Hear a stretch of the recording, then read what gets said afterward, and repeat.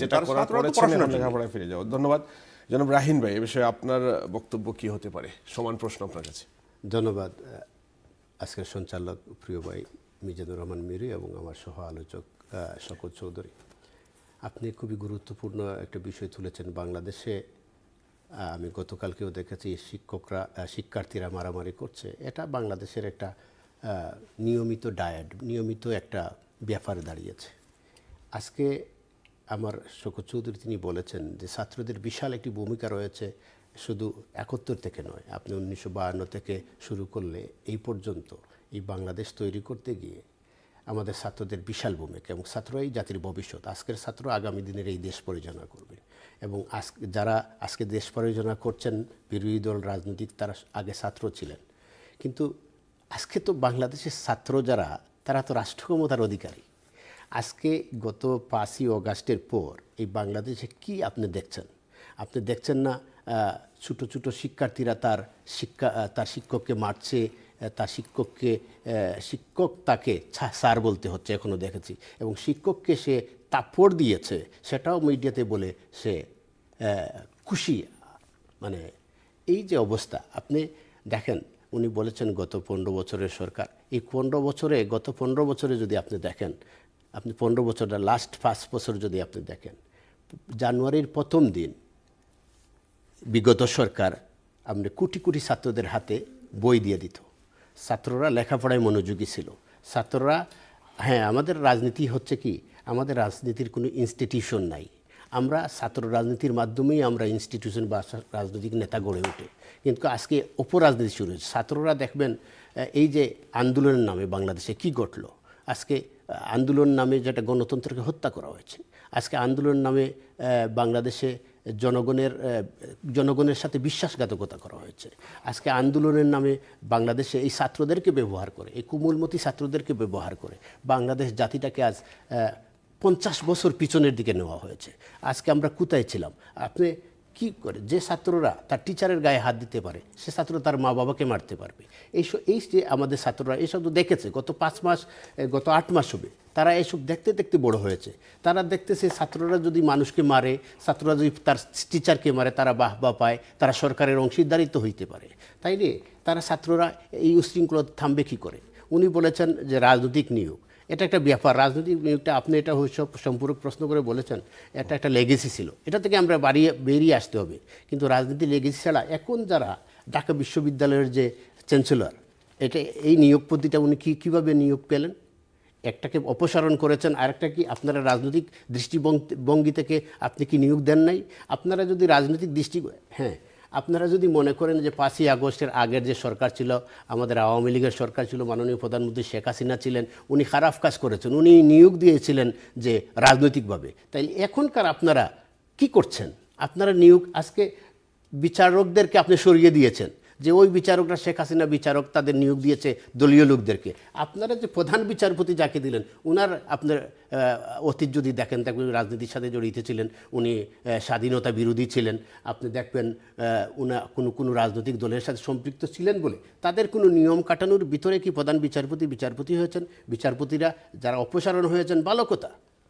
আপনারা একটা দেশকে আন্দোলন করেছেন, আপনারা 3200 পুলিশ মারলেন, আপনারা ছাত্রদের হাতে অস্ত্র দিলেন, আমেরিকায় গিয়ে বললেন যে এটা ছাত্রদের আন্দোলন ছিল না, এটা ছিল মেটিকুলাস ডিজাইনড, আমরা ডিজাইনের মাধ্যমে, আর এই ডিজাইনের জন্য অমুককে আপনার বাহবা দিতে হবে। তাহলে এই দেশের যে এই গতি ছিল, যে উন্নয়নের গতি ছিল, গত 15 বছরে বাংলাদেশ উন্নয়নের রুল মডেল, এটা আমার কথা নয়। আপনি শিক্ষাক্ষেত্রে বাংলাদেশে দেখেন, আপনি যদি চিন্তা করেন, দেখেন আমরা ছোটো ছিলাম, আমি স্কুলে পড়তাম, আমাদের সময় একটা কলেজ ছিল সরকারি কলেজ, সিলেট এমসি কলেজ বা সরকারি কলেজ।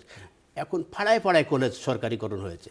একদিনে শেখ হাসিনার সরকার, এটা আপনি হিংসাত্মকভাবে বলবেন না, আপনি হিংসায় বলবেন না, 285টা কলেজকে শেখ হাসিনা সরকারিকরণ করেছেন। আপনি 26,000 বিদ্যালয়কে তিনি প্রাথমিক বিদ্যালয়কে সরকারি করেছেন। বাচ্চাদের হাতে তিনি জানুয়ারির 1ম তারিখে কোটি কোটি বই দিয়েছেন। আজকে সব কিছু তো বন্ধ করে দিয়ে ছাত্রদের হাতে আপনারা অস্ত্র দিয়েছেন, 7.62 অস্ত্র দিয়ে আপনারা ছাত্রদেরকে দেখাইলেন যে কৌটার আন্দোলন, বললেন সামনে যাও সামনে যাও, পিছন দিকে আপনি তাদেরকে গুলি করে মারে মানুষের আবেগ নিয়ে আপনারা কাজ করলে জাতির সাথে প্রতারণা করলেন। আজকে জাতির সাথে প্রতারণা করলে আপনি ঠিক আছে, আপনারা মানুষকে যদি স্বপ্ন দেখান 8 মাসে আপনারা কী দিয়েছেন জাতিকে? আজকে দ্রব্যমূল্যের অবস্থা কোথায়? আজকে বাংলাদেশে আইন শৃঙ্খলা কোথায়? আপনি আজকে প্রতিদিন আগের সরকারের সময় একটা উন্নয়নমূলক কাজ হইতো, কিন্তু আপনারা 8 মাসে একটা উন্নয়নমূলক কাজ কি আপনি বলতে পারবেন করা হয়েছে? আপনারা বলেন উন্নয়নমূলক কাজ হয়েছে, ওরা তো দুর্নীতি করে সব টাকা নিয়ে গেছে। আমি বলি টাকা নিয়ে গেছে, ঠিক আছে, ওইটা ধরেন, কিন্তু মানুষ যে পদ্মা সেতু দিয়ে আজকে কোটি কোটি মানুষ তার নাবিশ্বাস ছিল, মানুষ তার পদ্মা সেতু আটকে যাইতো, তার ছেলে মারা যাইতো, তারা তো আজকে ব্যবহার করতে পারছে। আজকে বাংলাদেশের ইনফ্রাস্ট্রাকচার যেগুলো মানুষ ব্যবহার করছে, এটা কি করছে না? এটা তো আপনি স্বীকার করতেছেন না। আপনাকে এটা কি বাধাগ্রস্ত করছেন না? আপনাকে এটা চালু রেখেছেন। তাহলে শুনেন, শিক্ষাক্ষেত্রে এইসব সব কিছুর জন্য আমি মনে করি এটা মেটিকুলাস ডিজাইনের ভিতরে বাংলাদেশকে পশ্চিম পাকিস্তানের বা বিদেশি মিডিয়া, বিদেশি মানে তৎকালীন মার্কিন সাম্রাজ্যবাদ, আমাদের মার্কিন সাম্রাজ্যবাদ 71 সালে আমাদের এই স্বাধীনতাকে তারা মেনে নিতে পারে নাই, তারা স্বাধীনতার পক্ষে ছিল। এবং এখানে দেখবেন আমেরিকার প্রেসিডেন্ট, উনি তো শেখ হাসিনা উনাকে তো কিনতে পারে নাই, উনি তার বক্তব্যে পরিষ্কার বলেছে যে 29 মিলিয়ন ডলার তাদেরকে দেওয়া হয়েছে।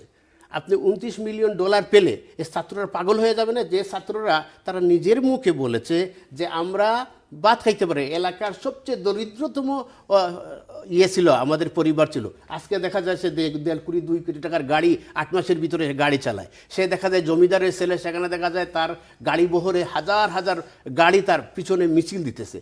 এইসব আপনারা ছাত্রদেরকে কি দেখাচ্ছেন? এই ছাত্ররা তো এই সুযোগেই আজকে কলেজে মারামারি হচ্ছে, তারা তো নেতা হতে চায়।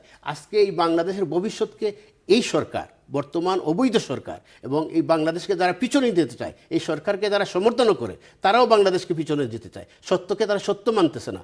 আজকে বাংলাদেশের জাতির সাথে প্রতারণা না হলে, আজকে দেখেন ওই যে জটিকা মিছিল, আপনি দেখেন মাঝে মাঝে আওয়ামী লীগ নিষিদ্ধ করা, আওয়ামী লীগ নিশ্চিত করলে বাংলাদেশই থাকবে না। আমি এটাতে পরে আসবো, আপনি বাংলাদেশ থাকবে না, আপনি নিষিদ্ধ করবেন, কারে দিয়ে করবেন? আপনি যারা স্বাধীনতা বিরোধী ছিল, জামাত শিবির ছিল, আজকে তারা দেখেন রাষ্ট্র ক্ষমতা এই দেশটাকে ধ্বংস করার জন্য এই ছাত্রদের অস্ত্র দেওয়া হয়েছে। এবং অচিরে এইসব যদি বন্ধ না হয়, রাজনৈতিক স্থিতিশীলতা যদি ফিরিয়ে আনা না হয়, তাহলে আমাদের বাংলাদেশ দেখবেন ওই যে আমেরিকার এক পররাষ্ট্র তৎকালীন সময় বলেছিলেন যে বটমলেস বাস্কেট, আমাদের বটমলেস বাস্কেট হতে হবে। ঠিক আছে ভাইয়া, আপনি পরে আপনার কাছে আসবো এই বিষয়ে।